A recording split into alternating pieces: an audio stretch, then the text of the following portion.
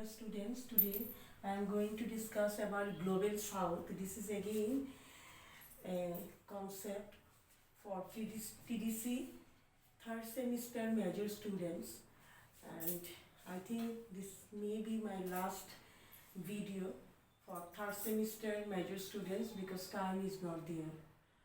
So first of all, you must have to know about which countries are regarded as South and which countries are regarded as North. Actually, on the basis of capital accumulation, technology and standard of living of the people, these things are taken into consideration for dividing the countries into North and South. Those countries who have accumulated more capital, who are technologically advanced and whose standard of living are very much high, these countries are mainly termed as the countries of North, and South means those underdeveloped countries which are unable to accumulate capital or where there is dearth of capital. They are technologically not so much advanced and their standard of living of the people is also very low. So these countries are known as South. So most of the underdeveloped countries, they are actually facing various economic and socio-political problems which are almost similar.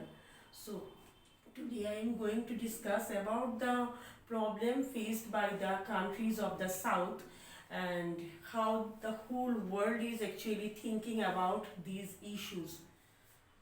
So what happened? Those countries which are termed as South, they were at one time, they were the colonies of other Western powers. So at that time when the foreign power controlled them, they established their hold in these countries. At that time, the people of those countries, they were unable to follow the indigenous path of economic development. They have their own indigenous way of economic development, but because of the colonial aggression, they were unable to follow that path, and the process of economic development are carried on by their colonial ruler. And what they had done, they, for the satisfaction of their own economic benefits, they framed the economic policies and they never put stress on all-round development of their own colonies. So from that time onwards, they are facing the problem of economic underdevelopment because the colonial master never think about their own benefit, always think about their own benefits and never think about their colonial people. Whatever development they had done, that is also for their own benefits, and as they were unable to adopt their own way of action, so still they are facing the problem. Then in the meantime, what happened? Secondly, they have faced more problem when after the Second World War, whole world was divided into two opposite camps. One led by America and another one is led by Soviet Russia, and that world was known as bipolar world. So what happened during bipolar world? Some of the countries, they are started following the capitalist economics. The third world countries mainly, they are started following the American system of economic development. Some of the countries, they have started following Russian system of economic development. So but they have forgotten about what was suitable for them. That may not be suitable for them. They are with their nature or with their nature of economy, with their raw materials, with their natural resources. That principle of capitalism or communism may not be suitable, but they were bound to adopt either that capitalist system or communist system. Among them, some of the states, they have adopted mixed economy system, like the existence of both capitalism and socialism, or public sector and private sector. They have adopted that, and what happened? Because of this mixed economy, there is over protectionism so far as state industries are concerned, and government has started giving unplanned subsidy, that means economic help and assistance to those industries which are loser or which are losing in the market. So that type of overprotectionism and unplanned subsidy are also responsible for the failure of mixed economic system in certain part of the areas. So some of them adopted capitalist system that was also not suitable for them. Some of them follow the communist system that was also new for them. And those who are adopted the mixed economic system, they were also adopted certain principles which are ultimately responsible for the underdevelopment of their own economy. Then thirdly, what happened when those colonial or when those countries belong to South, they got independence, they faced various types of problems like poverty, because their colonial master left them in that state of that status. So they are facing the problem of poverty, unemployment, illiteracy, population explosion, ill health, problem of housing, etc. So number of socio-economic problems are there. So their government failed to choose their priority, where they should have to give the priority, which is the most important issue that they should have to tackle. So they are indecisive what to do. If they if the people are very much illiterate, and if they spend money to remove the illiteracy from the country, then other areas like industrial development maybe suffer. So these type of things are going on. Number of problems are there, but they were in a dilemma to choose which one. If they choose the issues which are related directly with human welfare, then other like industries like not agriculture, like industry, electricity, then communication system, these are suffered. So this is another problem, to choose the priority and to run the administration of the country for the betterment of the people. Then another thing is happened that during the colonial period, the colonial master, they were not so much interested for the industrial development of the country, industrial development of the colonies, etc. And generally, as these type of countries which belong to North, they are actually agriculture based countries. So for the economic development of those countries, industries based on agriculture is much more productive. And so what happened, agriculture based industry, some of the countries they have established agriculture based industry, but some of the countries they were lagging behind for the establishment of agriculture based industry. And that is why what happened, people from the rural areas, they have started coming and settled in urban areas. But because of overpopulation in urban areas, what happened, the people of urban areas started facing new problems, like problems of slum areas, problems of poverty, then crime started increasing, then demographic and environmental imbalances, all these things are started developing. Why? Because if the agriculture based industries were established in the rural areas, then rural people will remain there and they may run their own life in a peaceful way. But what happened, most of the governments were unable to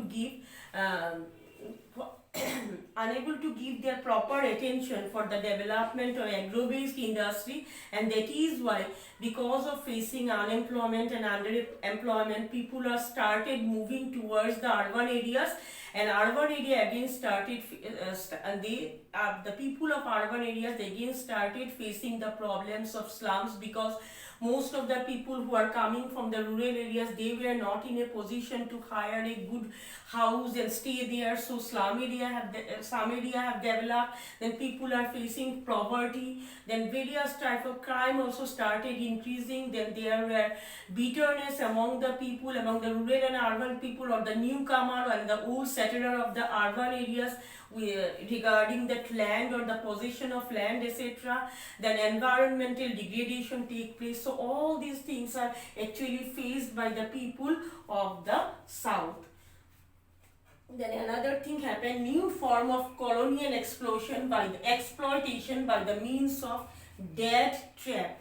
DEBT, debt trap. That means giving loan. And trap means by giving loan, you will try to control someone. So new form of colonial exploitation. How?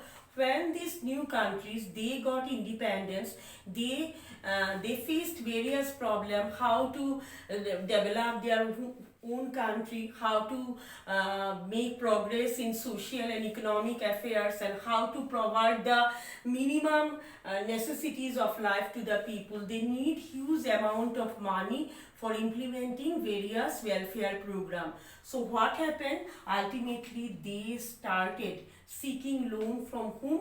Their earlier masters, their earlier colonial rulers. And colonial rulers found that it is an opportunity again to interfere in their day-to-day affairs. And what happened? They are very willingly started giving loan to those underdeveloped countries with high rate of interest. And they are started taking loan. In the meantime, the amount of loans started increasing, and these countries of the north, some of these countries of the north even were unable to pay the interest. So what happened? Ultimately, their debt started increasing, and their colonial master or the economically developed countries, they used the debt trap, and they actually instructed the countries of the south to follow their instruction, their instruction, their direction, and to fulfill their interest for the fulfill the interest of the capitalist country, because they have no other option but to follow their instruction, because they have already taken huge amount of money from them and they were unable to repay that amount of money. And in that way, the big countries or the developed countries ultimately make them again their own servant. That means they have lose their sovereignty, and they are bound to follow the instructions of their big brothers. Then another thing you remember, that socio-political problems of these countries of the south are related with economic problem, because these countries were facing various kind of political problems or political issues. That means most of the governments in those areas, there are political instability is there. That means government is changing every now and then, and that is created political instability. And if the political stability is not there, economic development of the country is not possible. So what happened? The countries of the south also facing various political and social problems, which actually affected their economic development also. Then frequent changes of government. In some of the countries, you have witnessed in many countries in our neighborhood, there we found that there are frequent changes of government. So if the government changes frequently, then there is no continuity of administration, there is no continuity of policy, economic policy, and etc. etc. So all these frequent changes of government is also responsible for the economic development of all those countries, because government are not stable, they are not in a position to continue a policy for the betterment of the people. Then political clashes took place between various groups, and ultimately sometimes civil war also started in those countries. And for those civil wars, they were concentrated their attention only for maintaining peace or going for one against one another, and in that way they are misusing their money without spending it for the benefit of the people. Then military and civil dictatorship is also their example of military and civil dictatorship. They are running the country in a dictatorial way, and those who are the dictators, they are always very scared of their own life, and that is why they cannot concentrate on the development of the people, on the economic development of the people. They are always thinking about their power, their own personal security, etc. etc. So all those political issues ultimately put negative impact on the economic development of those countries. And last but not least, when those colonial powers were ruled those countries of the south, at that time their colonial master always try to create division among the people in those societies, because most of these societies were heterogeneous society, and their colonial master always follow the policy of divide and rule, and they have created a division among the people on the basis of caste, class, religion, etc., etc. And that legacy is still continuing. We are following, that means the countries of the north are still following that legacy. Still, the most important problem of those countries is the establishment of unity and integrity among the people. Nowadays also they are facing the problem of ethnic issues, regional imbalances, then secessionist movement, etc., etc. Why? Because these are the legacy we are still following. We have not, we cannot, but or the people of the south cannot realize the fact that it is the colonial master who for their self-interest divided our society. Now it is high time for us to unite ourselves and to carry on our welfare activities, but they are following the same thing, and that is why huge amount of money sometimes spent to control these type of activities, to control communal right, to control civil war, to establish new states, etc. And these are also responsible for economic and social backwardness of these states. So most of the states are following these things, and nowadays number of political researchers, they are thinking about the issues of the south, and now at least some of the countries of the south, they join together and they put pressure on the countries of the north that at least you change the economic policy, international economic policy or international economic order, and give us our due place, so that along with the development of the countries of the north, we the countries of the south can also move towards our own development. And you should have to give us more, because we are lagging behind. You are already far away from, you are already very much developed than us, so you give us more than what you are getting, so that at least a balance can be maintained in the international economic order. So in a nutshell, this is about global south, their problem, etc. So thank you.